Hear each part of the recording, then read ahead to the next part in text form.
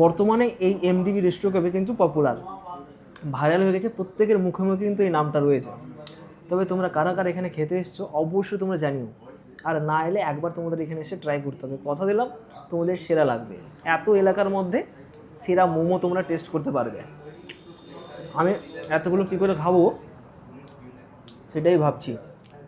আচ্ছা কি বলেন, এই রোলটা নাকি সবচেয়ে ভালো, আবার চেক করা যাক। এই যে মোমো না, খালি মুখে খাওয়ার মজাটা থাকে না, যদি একটু এই যে জিনিসটা না এটার সাথে খাওয়ার মজাটাই আলাদা। সত্যি বলছি, এর টেস্ট না অসাধারণ।